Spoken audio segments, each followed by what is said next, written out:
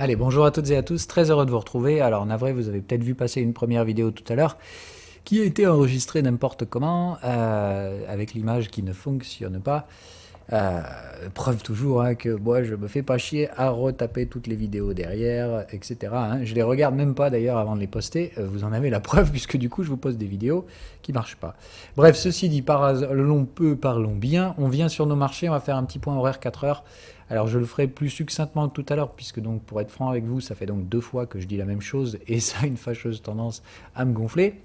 Donc, je vais essayer d'être succinct. Alors, par rapport à Ethereum, toujours dans le cadre de ce qu'on a dit hier dans le brief hebdo, donc qui est toujours à mon avis le cadre à retenir pour ces gestions, etc. À savoir, donc on est au mieux sur des gestions en daily, à l'intérieur donc de ces contextes 4 heures. Ce qu'on voit, c'est que si on cherche donc à exploiter des gestions du risque dans ce contexte-là, bah, tout ce qu'on y voit, c'est que ça ne marche absolument pas du tout. Ici, on aurait pu avoir effectivement donc un positionnement vendeur dans le suivi des tendances baissières.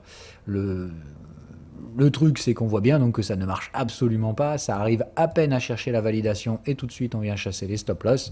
Donc pour ma part, toujours la confusion ambiante qui est de dire ceux qui tentent des positionnements vendeurs ne trouvent que très peu en soi de rendement à récupérer dans ces marchés, quand déjà ça vient au moins chercher les validations. Là ici pareil, on aurait pu avoir une opportunité vendeuse. Vous voyez qu'il n'y a pas assez de volatilité aujourd'hui pour tenter ces positionnements vendeurs. Donc je pense toujours que ce qu'on a dit dans le brief hier est plus que confirmé sur ce qu'on regarderait sur les UT inférieures, 4 heures horaires, à savoir ici c'est impossible de travailler, il n'y a pas assez de volatilité pour trouver des gestions de risque. Ça nous laisse donc avec une seule possibilité, celle qu'on avait donc déjà énoncée hier, mais qu'on confirme à plus court terme, c'est que tout simplement ce marché ici va être arbitré par les market makers. Autrement dit, ils vont maintenant arbitrer la volatilité. Si on devait faire ce jeu-là, que je ne vous recommande pas de faire, on verra qu'ici les bandes de Bollinger sont complètement plates, nous donnent les deux zones de gestion que le market maker va probablement bloquer. C'est-à-dire, il ne tolérera pas que les prix aillent beaucoup plus loin que ça. Autrement dit, c'est très compliqué de vous positionner là-dedans, puisque en termes de risk-reward ratio là-dedans, c'est à mon avis impossible de vendre là, mettre un stop là, visant ça, etc. Ça me paraît très compliqué. Donc je pense toujours qu'il faut rester très prudent, laisser les gens qui tradent, qui sont à mon avis très peu nombreux, trader cette zone-là. Les gestions du risque vendeuses sont toutes assez peu représentées dans les mouvements de prix. Donc les gestions acheteuses, s'il y en a, elles correspondent pour moi toujours avec la même zone qu'on avait déjà vue en hebdo. C'est plus ou moins autour des 1400 $ sur l'Ethereum, là où on pourra trouver donc une borne de volatilité et probablement des niveaux de retracement suffisants pour justifier une intervention spéculative de plus court terme. Maintenant, de là parler d'un flux haussier, donc j'achète les bandes de Bollinger, tout ça, ça me paraît très compliqué. On est toujours affaire à des moyennes baissières, etc. Donc je pense que ici c'est surtout une zone de confusion technique qui nous attend sur des zones de troisième borne anciennement traitées. Donc je pense toujours que ces zones-là ne sont que très peu résistantes, mais avant de les transformer en support, il peut se passer beaucoup de choses. C'est-à-dire qu'on peut donc tout simplement rester au sein de ce canal, traverser gentiment le niveau, puis revenir le tester en tant que support. Je vous rappelle qu'il faudra bien le faire, revenir taper les 1740 en tant que support. Maintenant, je n'ai pas vraiment l'impression qu'un reflux soit vraiment à l'ordre du jour sur ces marchés. Donc, toujours CQFD, ce qu'on a dit hier. Pour moi, s'exposer à des mouvements vendeurs avec des gestions du risque plus qu'approximatives, c'est pas très malin. Cette zone-là est pas très intéressante, sauf pour ceux qui spéculent sur le fait qu'un nouveau point bas arrivera. Et dans ce cas-là, pour ma part, ils n'ont aucune gestion du risque qui leur permet de se positionner, vu qu'il n'y a plus assez de volatilité sur ce contexte 4 heures. Je repasserai pas du coup par les autres actifs crypto, mais pour vous faire le résumé, des situations techniques toutes différentes, même si la plupart restent très fortement similaires au contexte Ethereum, c'est-à-dire il n'y a pas assez de volatilité, etc. C'est ce qu'on voit par exemple sur Atom, ça broute sous les mêmes niveaux, etc. Les gestions du risque vendeuse n'arrivent que très très marginalement à obtenir un canal de tendance. Donc bref, c'est quand même très très très peu intéressant ce genre de marché. Ici, on aurait donc un positionnement reverse sur Atom. Reverse, c'est le signe de tendance baissière, enfin c'est normalement la fin des signaux de tendance haussière.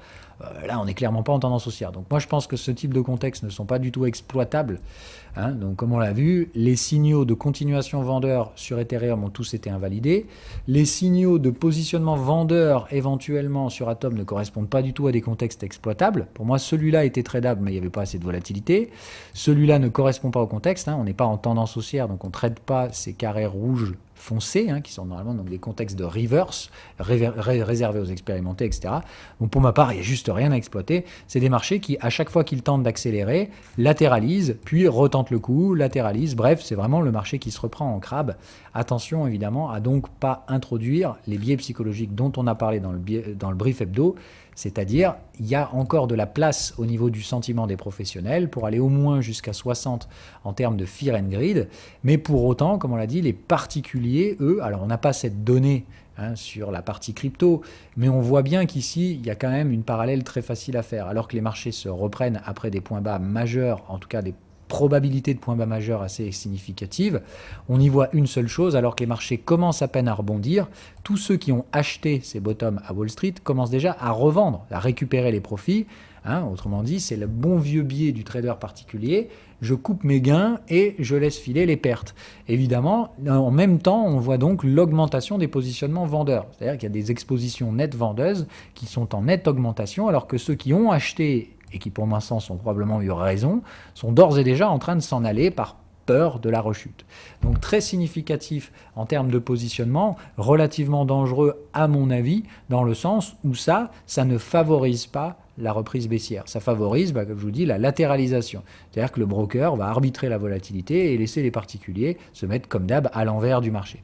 Donc, tranquillement, pour l'instant, à mon avis, laissez faire. Les gestions du risque de court terme sont basées sur la volatilité, donc pour ceux qui savent les exploiter, éventuellement, en sachant donc que, comme on l'a dit, on ne peut pas exploiter les bornes de volatilité en suivi d'un flux acheteur, puisqu'il n'est pas du tout à l'ordre du jour. Il n'y a pas de flux acheteur quand on a des moyennes baissières, etc. Donc tout ce qu'on a ici, pour moi, c'est un chaos technique d'arbitrage de volatilité par les brokers, dans lequel, en tant que petit trader particulier, les bandes de Bollinger peuvent éventuellement aider, mais clairement, ce n'est pas là qu'elles vont réagir de façon significative. Donc, si vous voulez trader, retenez bien, donc faible taille de position, on est large sur les stop-loss, on ne cherche pas à devenir riche très vite, etc. etc. C'est vraiment une ambiance, à mon avis, sur cette zone qui n'est pas très favorable au trading spéculatif.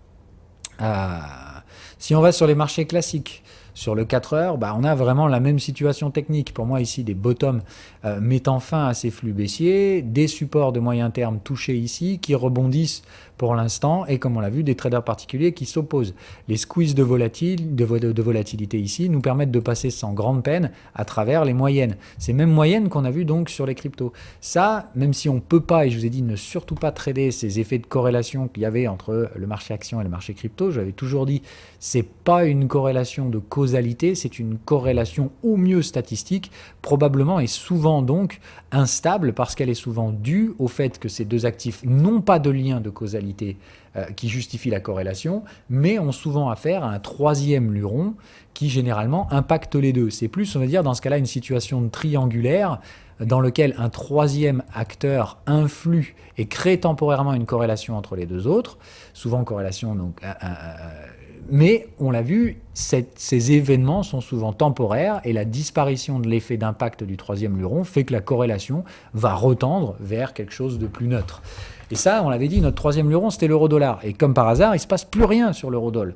Donc j'ai vraiment le sentiment que cette corrélation entre les indices et les cryptos n'a plus lieu d'exister. Par contre, ce qu'on y voit, c'est que les zones de gestion sont quand même toujours traitées de manière relativement similaire. On l'a dit, il y a une forme de corrélation entre ces deux actifs, mais elle ne peut pas être utilisée à dessein durablement. Ce sont probablement des corrélations temporaires qui auront même parfois vocation à s'inverser. Donc là, ici, on voit que Wall Street n'a aucun mal à franchir les zones de résistance des moyennes et on voit que la méthode qui est utilisée est une méthode de destruction de la volatilité. Autrement dit, tout simplement, il ne se passe plus rien. Le marché continue de monter puisque les particuliers s'opposent, donc le market maker généralement va se poser contrepartie des particuliers, ils ne couvrent pas leur position et ils laissent le marché augmenter doucement. Donc on est sur un bon vieux classique du marché à 45 degrés. Ça plafonne, ça tente de remonter jusqu'à ce qu'on trouve une vraie résistance sur les UT supérieures. Tout comme on l'a vu, pour ma part, à Wall Street, c'est plus le moment d'être acheteur, mais il n'y a pas de gestion du risque vendeuse, ni même en 4 heures, etc. Plus, il va falloir travailler la neutralisation de tout ça et le travail, donc comme on l'a dit, des zones autour des moyennes. Et ici, moi, pour ma part, je ne vois pas d'intérêt spéculatif sur le S&P 500.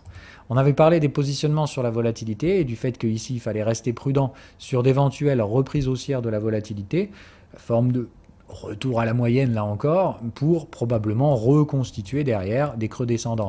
Mais donc attention à des petits regains de volatilité sur la partie Wall Street. Est-ce qu'il y aura dans ce cas-là ou non contagion vers les cryptos? C'est la grande question. S'il y a toujours cet effet de corrélation dans la tête des gens, il est possible qu'une petite reprise baissière à Wall Street, basée sur un regain de volatilité pour offrir des gestions du risque acheteuses, soit effectivement répliquée sur les cryptos. Mais je pense qu'utiliser ça comme un effet de causalité, c'est de dire comme Wall Street pourrait éventuellement rechuter un peu pour venir chercher des acheteurs, les cryptos vont forcément manger moins 20. Je pense encore une fois que c'est ça qui cause les biais psychologiques qu'on voit chez les traders particuliers qui pensent que ce marché va rebaisser. Et du coup, ça les invite à couper des gains qui n'ont pas lieu d'être coupés. Pour ceux qui ont acheté en hebdo, il ne faut vraiment rien faire sur les zones actuelles, je le répète, mais il y en a beaucoup qui arrivent à s'en convaincre. Par peur de la rechute, vont se convaincre qu'il vaut mieux vendre, que ça permettra toujours de racheter plus bas. Et qu'est-ce qui se passe si ça ne baisse pas? Eh bien, vous êtes sorti, vous avez coupé votre gain, et vous n'allez pas re-rentrer la plupart du temps. Ça, c'est la connerie number one des particuliers. Ok, derrière le reste m'intéresse très peu, le WTI pas très intéressant, les taux à 10 ans ont déjà réagi dans la zone de 52,75, donc pour l'instant patience. Côté dollar, il se passe toujours niet nada, que dalle, c'est le range à plat et il n'y a pas vraiment de gestion du risque. Là où ça m'intéresse plutôt sur le Forex, c'est sur la partie USD Yen, où pour ma part, il y a clairement deux grosses zones spéculatives très faciles à identifier. La zone des 132 qui a donc été pré-percée en retour à la moyenne, mais évidemment une moyenne ascendante comme ça, c'est très difficile d'être vendeur ici.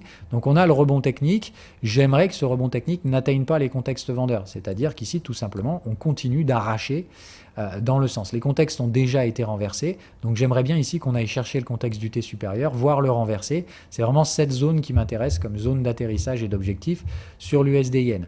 Dans ce cas-là, on aura bien confirmation que ce niveau a été franchi de manière très spéculative et que dans ce cas-là, il était totalement légitime de rester vendeur dans ce marché. Ce que j'aimerais par contre, c'est donc qu'on repasse sous les 132.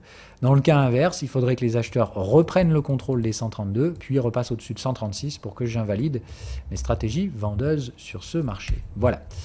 L'USD Yen est vraiment, on l'avait dit, sur des gestions mensuelles pour la gestion à faible risque. Donc clairement, à court terme, ici, on est sur beaucoup d'incertitudes. Il ne faut pas dégainer des positions gigantesques avec des tout petits stop-loss sur ce type de marché. Notre pote le silver qui lui aussi se reprend très bien. J'ai vraiment le sentiment là aussi qu'on est encore plus directionnel et que ça ressemble énormément à ce qu'on voit sur les cryptos et Wall Street. J'ai vraiment un comportement du silver qui est pour moi très corrélé aujourd'hui à ce qui se passera sur les cryptos. Et comme on l'a vu ici, on revient traiter. Et ce qui m'intéresse là, c'est le retraitement de l'ancienne zone de troisième borne ici sur les 21,37. Donc je suis curieux de voir si on va donc ici rejeter alors qu'on a les moyennes vendeuses, ou si on va faire la stratégie Wall Street, c'est-à-dire on vient chercher la zone et puis il ne se passe plus rien, on écrabouille la volate et on passe à travers. On a déjà des signaux qui tentent de répondre et qui plaideraient plutôt en ce sens par l'apparition de ce squeeze. Donc j'ai vraiment l'impression que sur le silver, on a envie de reprendre les 21,30 en tant que support, c'est l'assumption que j'avais faite moi personnellement, dans mon trading perso, etc. Mais de dire, voilà, c'est ça que je surveille en termes de gestion du risque. Le niveau à surveiller, c'est ça. Est-ce que ça va agir en tant que résistance, qui traduira peut-être d'une volonté de poursuite baissière, ou au contraire, on récupère ce niveau, qu'on reviendra tout comme on l'avait dit pour les cryptos, reviendra le chercher en tant que support derrière. Donc mon intérêt à moi, c'est juste de voir comment ça va réagir ici, pas de trader activement cette zone, mais si elle est franchie, de la reprendre en tant que support pour un suivi de tendance plus tard. Mais il faudra dans ce cas-là reneutraliser cette moyenne, etc. Okay, moi, c'est plutôt de dire l'intérêt spéculatif de cette zone pourra probablement donc agir comme la confirmation que les gestions se produisent sur les UT supérieures. Qu'on n'était pas juste sur un bottom local en daily, mais bien qu'on forme et qu'on est en cours de formation d'un bottom probablement d'horizon mensuel, ou en tout cas hebdomadaire. Et dans ce cas-là, petit à petit, les reprises acheteuses le confirmeront. Donc ça, c'est le biais spéculatif que je suis pour l'instant en ce moment. Côté Apple, on finira là-dessus, se passe pour l'instant rien du tout de bien sexy, pas de gestion du risque sur les OT 4 heures, etc. Le même délire que tout le monde, on a complètement squeezé la zone de la moyenne, donc on oscille là-dessus, c'est-à-dire flux haussier, flux baissier, haussier, baissier, baissier, haussier, etc. On a une grosse zone de maintien et de pression vendeuse à 175, où on a déjà aligné 3 troisième bornes de range sur 3 UT différentes. Ça, c'est pour moi normalement le signe que c'est impénétrable par les acheteurs, mais attention, je reste toujours ouvert à la possibilité qu'on vienne en coller un quatrième ici, coller une troisième borne sur l'UT encore au-dessus. Si tel était le cas, là, ça pourrait devenir très intéressant. Mais on est sur des UT hebdomadaires. Donc pour l'instant, c'est plus de dire, à court terme, je vois aucun intérêt fort sur Apple, si ce n'est de laisser ce truc-là se terminer. Les stratégies en exit, pour moi, sur des flux, ça me dit que ces flux peuvent très facilement se retourner en VTOP.